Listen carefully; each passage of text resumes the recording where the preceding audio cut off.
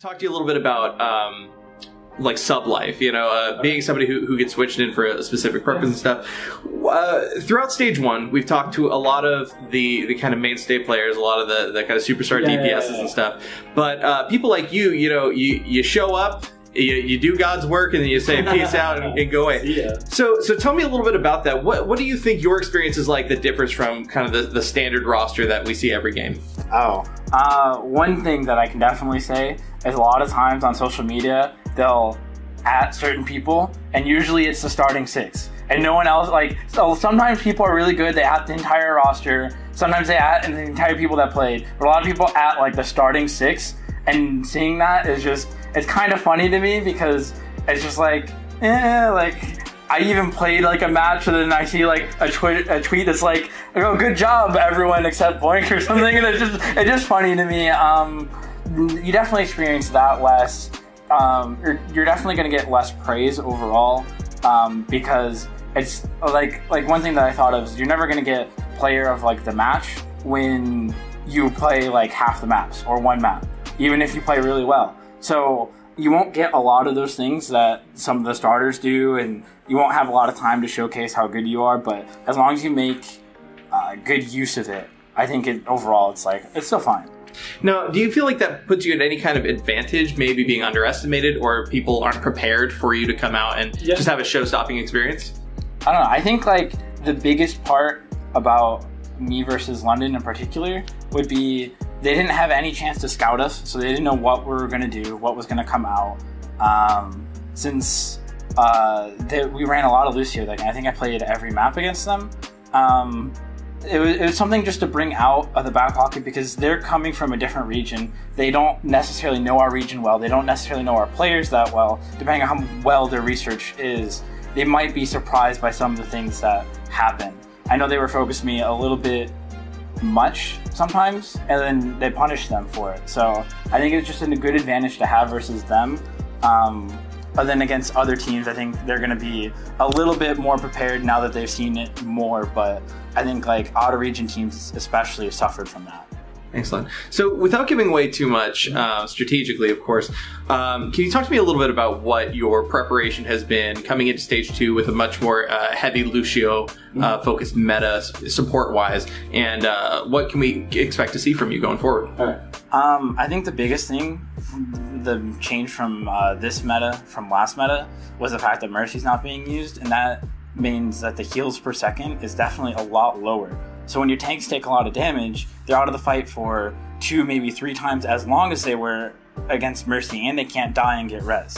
So it's a lot of change in terms of tank play and how you position and what you want to damage. Because if you damage tanks a lot, you know that they have no offensive pressure for a very long time. So that's going to be one of the key things to focus on going forward. From me, you're going to be seeing a lot of, I don't know, I'm going to do some crazy stuff. We'll see what happens. I hope we just get to show how good we are individually, because we're a really good individually strong team. I think a lot of our success has been because of teamwork. So we've been a little bit underestimated in terms of the individual skill side, except maybe Lynx here, of course. Everyone knows Lynx here is amazing. But moving forward, I hope we get to show the individual skill as well as the teamwork. Excellent, excellent. So, being a player who specializes so heavily in one particular character, does that affect your fan engagement? Do you have a lot of people approaching you for Lucio tips or Lucio, specialists, challenging you even or anything like that?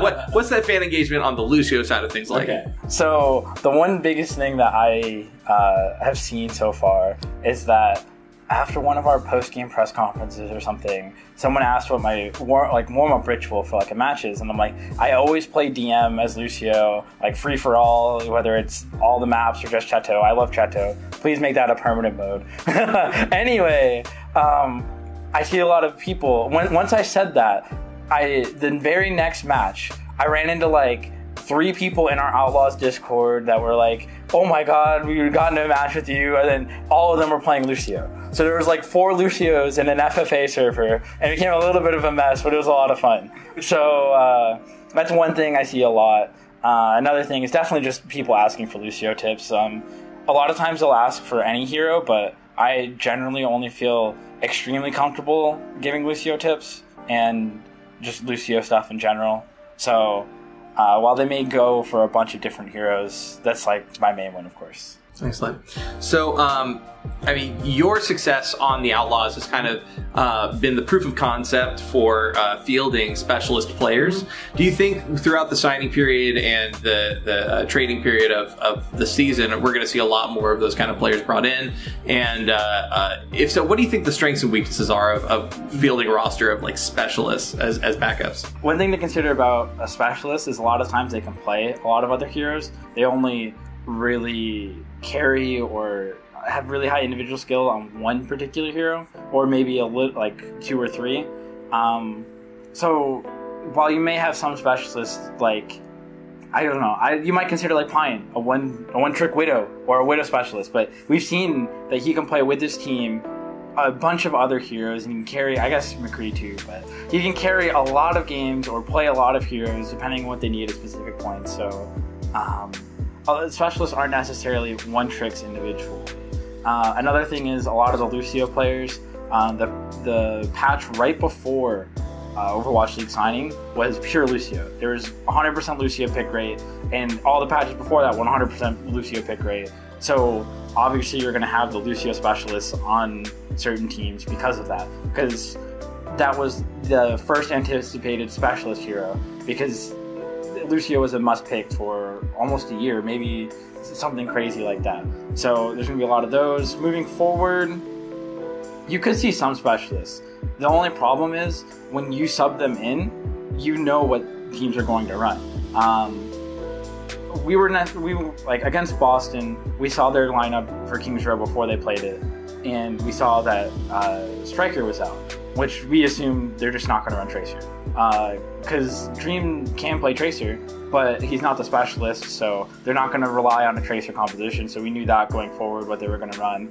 And using that, moving forward with the specialist or specialist rosters, you can kind of predict their strategy beforehand and come up with a game plan beforehand. So it's kind of limiting what you can do to surprise your opponents, but to be fair, a specialist not on their specialist hero is kind of surprising. So we'll have to see if people can make it work, people can surprise people moving forward. Nice.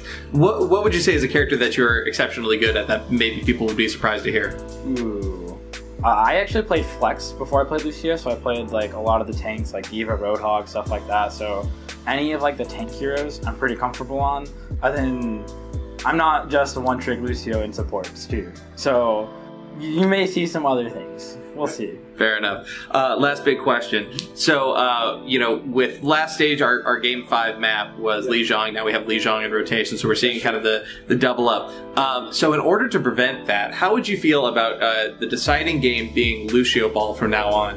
Ooh, let's go. Let's go. Would you be down for that? I would. We played Lucio comp as like 3 stacks and stuff like that, so I'm down. Let's try it. Take me on a Lucio Ball.